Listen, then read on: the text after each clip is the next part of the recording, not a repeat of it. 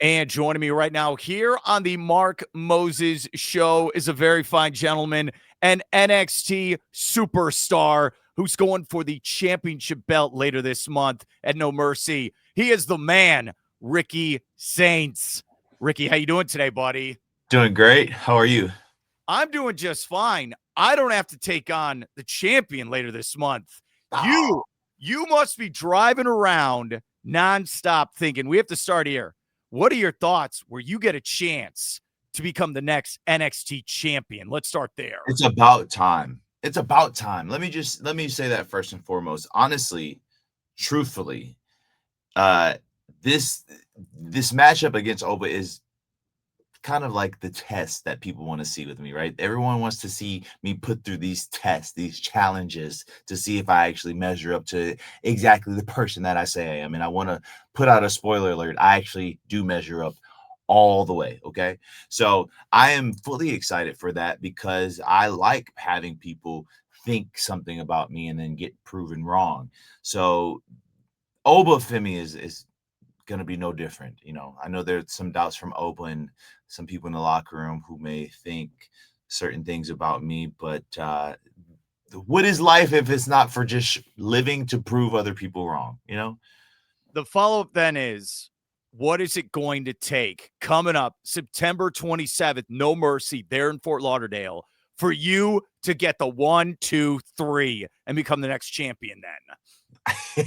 Listen, they call me Absolute for a reason, okay?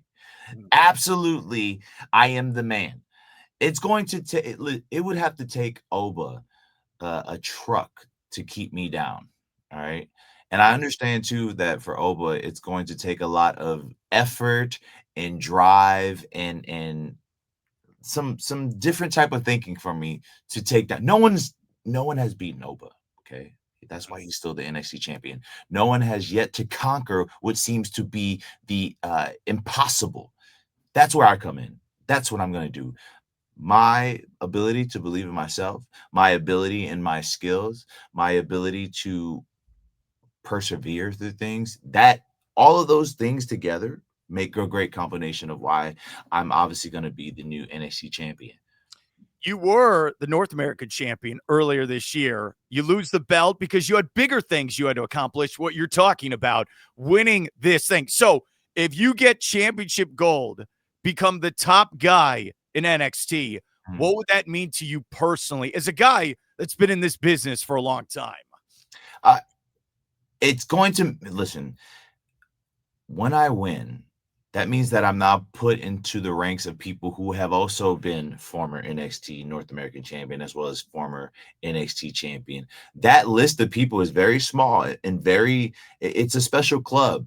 So to be put in that club, to be put in the history books in that regard, that's something that I think moving forward and looking back on my life, I'm going to be like, damn, when everything is said and done, I'm like, that has been a very decorated career that I made for myself. And so I just feel like obtaining that momentum, obtaining that NXT championship only propels me a lot further into the future. So I'm there are so many things writing on it, higher pay in the history books, just being the man, all of those things are going to help out. Dude, you're ready now. Today's what? I'm looking at the calendar. September 3rd, Yeah. 24 days. Dude, are you ready right now? If Oba called you up, said, let's go for the belt here in 20 minutes, would you be ready? After last night, absolutely. If you would have asked me this question on Monday, I would have said absolutely. If you would have asked me this 2 months ago, I would have said absolutely. Yes, I'm ready. I stay ready. Dude, I love when you debuted earlier this year on NXT. And what's cool is I looked up the YouTube clip. And by the way, the WWE has 110 million Insane. subscribers. Insane. And it has your face. You come out to the crowd and you say, look, I'm paraphrasing. It's your words. I'll let you say it if you want to. Hey, the future is the NXT. I am here. Did it give you goosebumps? Like, what was it like that first time you went out to the crowd? Yeah. I remember walking out and hearing the reaction, and it sounded like stairs. It was just like, wait a minute. Whoa, whoa, whoa, whoa. And I remember finally getting on the mic and being like, everyone wants to know what's next for Ricky. And I said, well, I'm here, ain't I?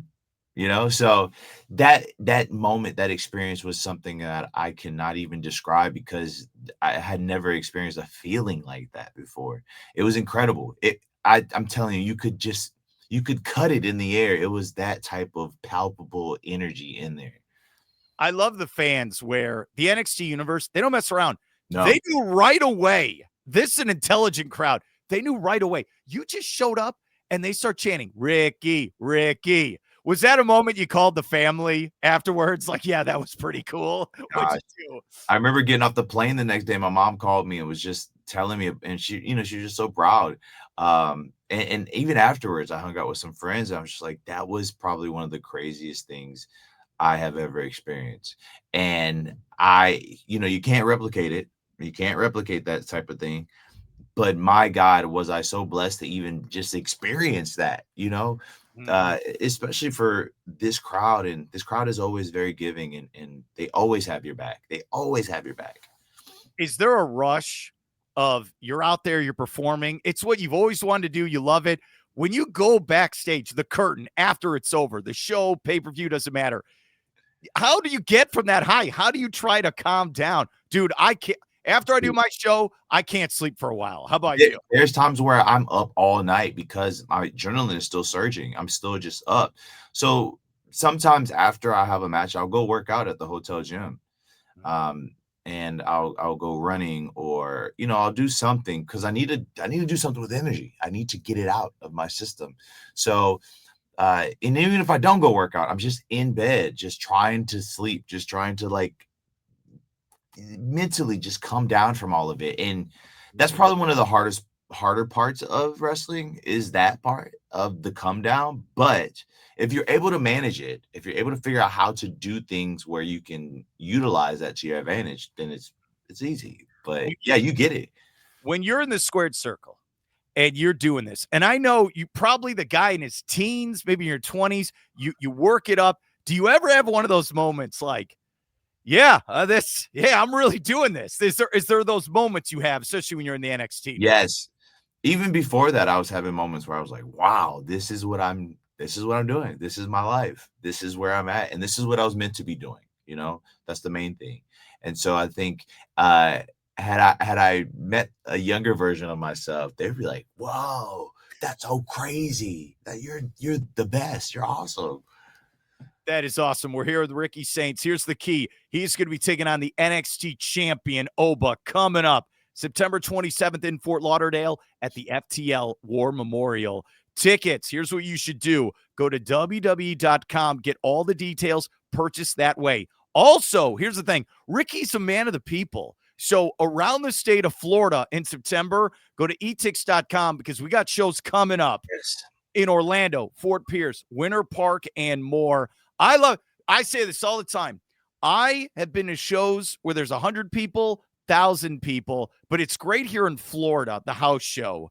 You really get to see you up close and personal. Do you love I got to ask you that. Is it cool here in Florida to be at these house shows? It's so intimate. It's so intimate because people are just trying to chill on a weekend and they want to go see really good live wrestling. And that is my forte. I came from the independent circuit where I'm used to these types of intimate crowds. So I know exactly what these people want. I know exactly what they're looking for. And so to do this on the NXT brand and to travel around and give people that experience, listen, that's money well spent. You can't beat that on a Friday night. You can't beat that on a Saturday night, a Sunday night. That right there is really what it's about, making sure that people get what they deserve when they spend that money to come and buy a ticket and watch these guys wrestle. That's what it's all about. Okay, I've been wanting to ask you this. Looking at your highlight, you are a high flyer. You are the man, okay? You are going at different angles normal human beings cannot do, okay? You can't. So what was the background? Did you do basketball? No. I never played any sports. None? I never played a sport in my life. I only watched wrestling. I did a little amateur wrestling in the neighborhood where I had to fight these guys and all that. But I never played a sport. No. No way. Okay. All right. How are you? The thing that really impresses me, okay, and this could be dumb. Okay, you're walking on the top rope, just walking. How do you practice this? Dude, you're the man. I never practiced it. I just did it one time during a match. I'm inspired by Undertaker. That's where I got it from. Yeah. Undertaker used to do it, and I always thought that was the coolest thing ever. I thought that was the coolest thing ever to do. And so I just did it. I wish I could give you some grandiose story about how I practiced it and failed and then finally did it on TV and actually pulled it off. But the truth is, I just did it one day and said, "Oh wow, I can do it." It was awesome. I'm gonna slip one day. I'll tell you that. I'm gonna slip. No. The people The probability of it is too grand. What is your advice then? We'll end with this. And we only got a couple minutes here. Ricky, what's your advice then for the teen, the guy in their 20s that wants to do this for a living and the journey you've gone through? What would you try to tell them to get them in the right direction? I always say that it's never too late to be what you could have been, And I am always a proponent for going out there and taking a risk and doing what you think will make you happy. I really don't buy into this blueprint of what you have to do in life. Even if you're 38 and you want to get into wrestling, do it. What is the worst thing that could happen? I think about that a lot. And so when people ask me this question, I always tell them, just go for it. I think the purpose of life is to pour yourself into something or someone, but that's what keeps us alive, is that passion for doing things and moving forward. So I would always say, go for it. If I wanted to be a NASCAR driver right now, dude, I would do it. I could do it. You know what's the worst thing that could happen? You lose to Ricky. That's what would happen. Take the L. Yeah, you will. Thank you so much for coming on, dude. And hey, you are taking on a great champion. It is going to be fun. This is very key. It's coming up September 27th there in Fort Lauderdale. It is NXT's No Mercy. Oh, man, I'm going to be rooting for you. Good luck, and I hope I can get you on again sometime. This was great. Thank you, Mark.